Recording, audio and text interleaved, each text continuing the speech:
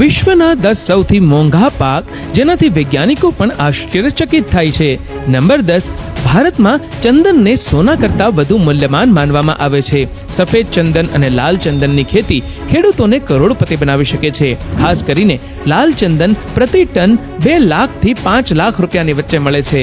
તેની ખેતી મુખ્યત્વે કર્ણાટક, તમિલનાડુ અને આંધ્રપ્રદેશમાં થાય છે. ચંદનના વૃક્ષોની સૌથી નોંધપાત્ર લાક્ષણિકતા એ છે કે વૃક્ષ જેટલું જૂનું હોય છે તેની કિંમત એટલી જ વધારે હોય છે. જો કે ચંદનની ખેતી માટે સરકારી પરવાનગી જરૂરી છે અને લણણી માટે ચોક્કસ નિયમો છે. જો ખેડૂત 10 થી 15 વર્ષ રાહ જોવાની ધીરજ રાખે છે તો આ પાક તેમને કરોડપતિ બનાવી શકે છે.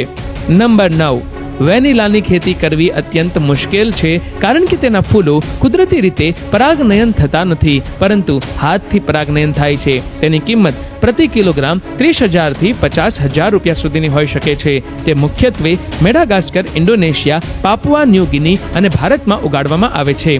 વેનીલાનો ઉપયોગ ચોકલેટ, આઈસ્ક્રીમ, પરફ્યુમ અને દવાઓમાં થાય છે. નંબર 8, વસાબીની ખેતી અત્યંત મુશ્કેલ છે કારણ કે તે ઠંડા સ્વચ્છ પાણીવાળા પર્વતીય વિસ્તારોમાં ઉગાડવામાં આવે છે. તેની કિંમત 10,000 થી 20,000 રૂપિયા પ્રતિ કિલોગ્રામ સુધી હોઈ શકે છે. અસલી વસાબી ફક્ત જાપાન, કેનેડા અને યુનાઇટેડ સ્ટેટ્સના ભાગોમાં ઉગાડવામાં આવે છે. તેનો ઉપયોગ મુખ્યત્વે સુશી અને અન્ય જાપાની વાનગીઓમાં થાય છે. નંબર 7, ટ્રફલ્સ વિશ્વના સૌથી મોંઘા ખોરાકમાંનો એક છે. કાળા ટ્રફલ્સ અને સફેદ ટ્રફલ્સ સૌથી દુર્લભ અને સૌથી મોંઘા છે. તેમની કિંમત 3 લાખથી 10 લાખ રૂપિયા પ્રતિ કિલોગ્રામ સુધી હોઈ શકે છે. તે ફક્ત ખાસ પરિસ્થિતિઓમાં જ ઉગાડી શકાય છે અને તેમને શોધવા માટે તાલીમ પામેલા કૂતરા અથવા ડુક્કરનો ઉપયોગ કરવામાં આવે છે. ટ્રફલ્સ મુખ્યત્વે ફ્રાન્સ, ઇટલી અને સ્પેનમાં ઉગાડવામાં આવે છે. નંબર 6, આ વિશ્વની સૌથી મોંઘી કોફી છે જેની કિંમત પ્રતિ કિલોગ્રામ 20,000 થી 50,000 રૂપિયા સુધી છે. તે ઇન્ડોનેશિયા, ફિલિપાઇન્સ અને વિયેતનામમાં ઉગાડવામાં આવે છે. તેના બીજ સિવેટ્સ નામની જંગલી બિલાડીઓ દ્વારા ખાય છે અને તેમના પાચન તંત્રમાંથી પસાર થયા પછી આ બીજ એકત્રિત કરવામાં આવે છે. આ તેને એક અનોખી સુગંધ અને સ્વાદ આપે છે. નંબર 5, પેરુના એન્ડીઝ પર્વતોમાં ઉગાડવામાં આવતા મકા મૂળને સુપરફૂડ માનવામાં આવે છે. તેની કિંમત પ્રતિ કિલોગ્રામ 5,000 થી 10,000 સુધીની હોઈ શકે છે. તેનો ઉપયોગ કુદરતી રીતે ઉર્જા વધારવા, હોર્મોન્સ સંતુલિત કરવા અને શક્તિ વધારવા માટે થાય છે. ખેતી ફક્ત ઊંચા, ઠંડા પર્વતીય પ્રદેશોમાં જ શક્ય છે.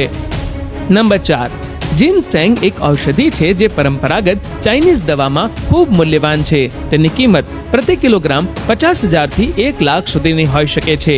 જીનસેંગ મૂળ જેટલા જૂના હોય છે તેટલા વધુ મૂલ્યવાન હોય છે. તેનો ઉપયોગ રોગપ્રતિકારક શક્તિ વધારવા, ઉર્જા પૂરી પાડવા અને માનસિક કાર્યક્ષમતા સુધારવા માટે થાય છે.